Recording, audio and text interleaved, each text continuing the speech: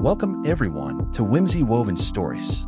Here, we explore gripping tales of real-life twists. Join our storytelling community. I'm a 35-year-old man and my wife Paula, who is 36, and I have been married for 10 years. Our relationship isn't exactly traditional. For instance, I'm a stay-at-home dad. That wasn't our original plan, but life led us there, and it turned out to be the best option for us. We had twins, and around the same time, Paula was offered a position to head a regional branch in another part of the country. Passing up that opportunity didn't make sense. I had a job back then, but I quit because the move and Paula's promotion would bring in far more income than I was earning. So, we left the city where we had met and married and relocated to a larger, more metropolitan area. Initially, I tried to find work, but ultimately, we decided it was better for me to stay home and take care of the kids. At the time, it didn't seem like a bad idea, and even now, I can't say I hate it, although I do miss the sense of fulfillment that comes from doing a job you enjoy. That chapter is behind me now, and I've adapted to being home most of the time. I've been picking up new skills and even writing short stories that have been published on online literary platforms, which gives me some satisfaction. One concern I had when I first chose to be a stay-at-home dad was whether the shift in our financial roles would change Paula. You think you know someone, but sometimes major life changes reveal things you never noticed before. Money can change people, more than you'd expect. Thankfully, Paula hasn't given me many reasons to worry. She's never made me feel inferior because she's the breadwinner. If anything, the only small complaint I have is that she doesn't spend money on me the way I used to surprise her with gifts. But that's minor. However, now that I think about it, there is a second concern, and it's the reason I'm writing this. I understand that Paula manages a large team and often needs to work late to keep everything running smoothly. Sometimes that means plans we made, like nights out after arranging childcare, get canceled last minute. It's frustrating because we already don't get much time together. I get that working late is sometimes unavoidable. But lately I'm starting to feel like it's becoming an excuse, like something else might be going on. Up until now, I've had no reason to believe Paula would ever cheat on me, but recently, doubts are starting to creep in. Recently, I noticed something that made me suspicious. Paula was showing me some photos on her phone, and in the small preview bar at the bottom, I caught a glimpse of an image that looked colorful and full of nightlife energy. We don't go to clubs together, and while I wouldn't necessarily have minded if she went out with friends without me, she had never mentioned anything about it. It was a Saturday, I believe, and the night before she had supposedly been working late. Naturally, my mind started piecing together some uncomfortable theories. I didn't say anything right away. She suggested we watch a movie, and while she went to make some popcorn, I quickly grabbed her phone and checked her photo gallery.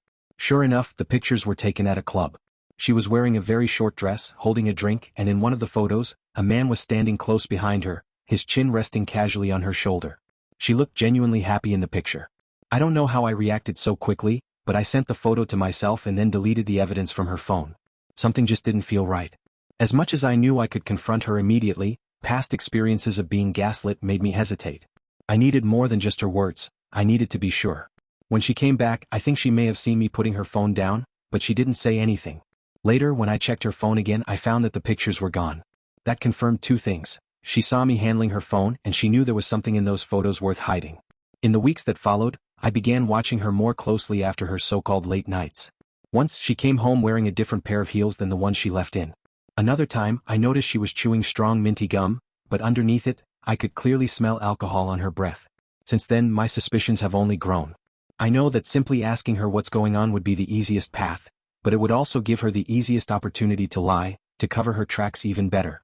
If she's hiding something, a direct confrontation would only make her more careful. It's not that I want to find out my wife is cheating. But after 10 years of marriage and 2 children, I feel like I owe it to myself, and to our family, to know the truth about who she really is. I won't hesitate to walk away once I get solid confirmation. I'd really appreciate hearing your thoughts on all of this. Maybe there's a chance I'm overreacting. Being a stay-at-home dad is no small feat, and I've taken that role seriously, doing my best to create a stable, supportive home for our kids. That said, based on everything I've observed, I don't think I'm overreacting. This isn't just a gut feeling anymore. It's a series of small but troubling signs that, when put together, paint a very concerning picture. I know this can't continue forever. I deserve peace of mind and honesty in my marriage. Update. It's taken me some time to fully accept it, but the truth is clear. I'm married to a cheater. It still feels surreal. When Paula and I started dating, I made it very clear that loyalty was something I deeply valued. She claimed she felt the same, telling me she had been cheated on several times before and never wanted to experience that pain again. I sympathized with her deeply. I had been cheated on twice by the same woman before Paula. I forgave her the first time but not the second. That's exactly why I won't be giving Paula a second chance. Cheaters don't deserve them. And I hope everyone reading this remembers that. For now, I haven't confronted her yet. I haven't filed for divorce either. But I know the truth and I've been documenting everything carefully. I've noticed Paula has become extremely protective of her phone. She takes it everywhere with her. Maybe I've been a little careless and she picked up on my suspicions, but either way she's making it a lot harder for me to access anything now. Still, her working late continues and there's not much I can do yet, especially with the kids depending on me. I only recently discovered solid proof. It happened after an argument we had. I told her I wanted to pursue a master's degree to prepare myself for returning to work once the kids were a bit older and ready for a babysitter. She didn't take it well. She argued that I had committed to being a stay-at-home dad, and that my decision to return to school would disrupt the arrangement we had built. But it's clear now that her resistance wasn't just about logistics. She was trying to preserve the double life she's been leading behind my back. She kept insisting that her income was enough to support both of us, as if the only issue was money. Then she shifted the argument to the kids, saying that me being away most of the time could negatively impact them. She threw out every excuse she could think of. What really got under my skin was when she called it an unnecessary expense. That part especially pissed me off. The argument escalated into as much of a shouting match as two people could have with their kids asleep upstairs. We never actually resolved that conversation. I didn't abandon my plans because of it either. But honestly, it doesn't matter anymore. She's not going to have a say in my life much longer. After that fight, I started sleeping in the guest room. I think it was the very next night she came home later than usual from work. She didn't text or call to let me know she'd be late. She just unlocked the door, walked straight to her room and shut the door behind her. I could literally smell the alcohol lingering in the hallway where she had passed. I remember feeling this deep disappointment that she had clearly been drinking and still chose to drive home. Maybe 15 minutes later, I heard her snoring in her room. She had taken a shower and gone straight to bed. Originally, I had planned to confront her about coming home late without warning, but when I saw her phone lying right beside her on the bed, I knew I had to take the opportunity. That night, I uncovered everything she had been hiding. I went straight into her photo gallery and scrolled as fast as I could. If I had more time, I would have cross-referenced the photos with the nights she claimed she was working late, but even without doing that, I found plenty. There were at least 3 separate instances over the past 2 months where she was out having dinner alone with another man. Definitely not a group or work event. And that very night, she had taken a selfie at a bar. I couldn't confirm if she was with anyone in the picture, but it spoke volumes. I quickly checked her social media apps too, but she had been smart. There was barely any evidence there. Then I remembered to check her emails. That's where I found more. One of the most recent emails was from someone named Tony. Even though the subject line sounded professional, the content made it very clear. It was an invitation to dinner.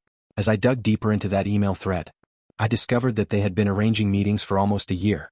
From his email signature, it was clear he was a fellow professional in her field. After doing a quick search on LinkedIn, I confirmed that he didn't work at her company, which meant they must have met through other channels.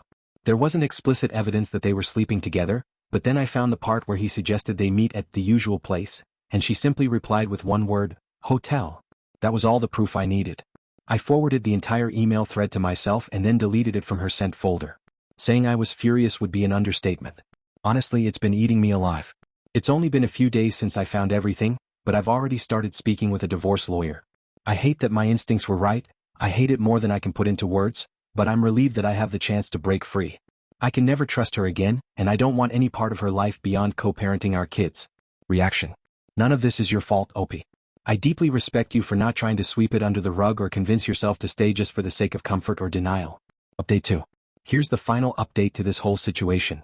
Divorces are never clean, and mine definitely wasn't the smooth, easy process I had hoped for. But in the end it worked out the way I needed it to, and honestly that's enough for me. I'll try to keep this short. After finding out about her affair, I had collected evidence, emails between her and her affair partner, and photos from her gallery proving she was lying about working late while going out to clubs and dinners. The Saturday after I received the divorce papers from my lawyer, I arranged for the kids to stay over at their cousin's house so that we'd have the house to ourselves. When she texted to say she'd be working late again, I played along, pretending everything was fine. At the time she sent that message, I knew she was still at her office. I drove there, found a spot to park where I could see her leave and waited. Exactly at 6 p.m., her regular closing time when she wasn't working late, I saw her car pull out. I took a photo with a timestamp and made sure her license plate was clearly visible. Then I followed her. And for once I got lucky, she didn't head to a dinner or a club this time. She drove straight to a hotel. I assumed this was the hotel they usually met at. It wasn't anything fancy, just a regular place, probably affordable enough for frequent meetups without being a complete dive.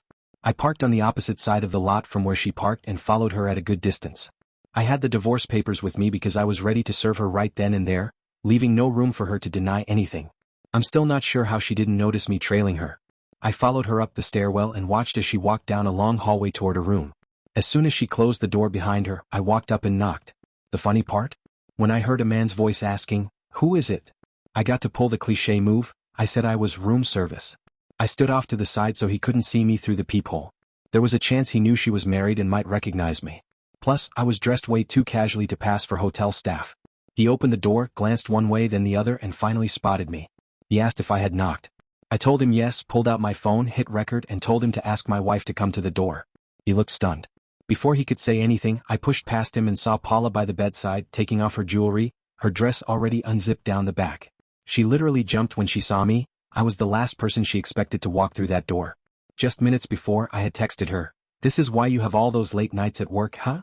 My voice was shaking in the recording because even though I knew she was cheating, seeing it happen right in front of me nearly broke me. The video wasn't long. Tony didn't intervene.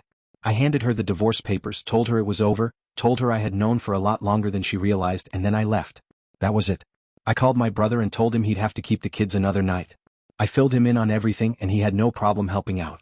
About 30 minutes later, Paula came home. She sat down across from me in the living room but didn't seem to know what to say. Eventually she asked, "Can I explain?" I told her there was no need. I didn't want to hear any more lies. After that she said nothing. I asked her to please sign the papers and make things as easy as possible. She signed a week later. The divorce process was surprisingly smooth because I had everything documented, the emails, the photos, the texts. I was able to match her late-night work excuses with the nights she was actually out. Since I had been a stay-at-home dad and she had prioritized her social life over her family, the court awarded me 70% custody of the kids. I also received alimony, which I'm completely fine with. I realized that with careful saving and smart planning, I could use the money to fund my master's degree. I'm already working on applications. We agreed to sell the house and split the profits. It was too big and too expensive for either of us to keep anyway. In the end, I feel like I won. Divorce isn't a game, especially with kids involved, but I wasn't the one who destroyed our marriage. She did. It still hurts because I loved her deeply. But life isn't over. I'll either find peace on my own or find someone better. There's always someone better. Reaction. I'm really glad the legal side worked out for you. 70% custody and alimony is real justice. And using that alimony to invest in your future with a master's degree? That's inspiring. It sucks that it had to end this way and I'm sorry for the pain you had to endure, but you're absolutely right. You didn't lose. You're already proving that you're more than enough on your own. Honestly, it makes you wonder, why do people throw away years of trust and family for something so reckless and shallow? Thanks for listening. Share your opinion in comment section and also do like and subscribe to the channel.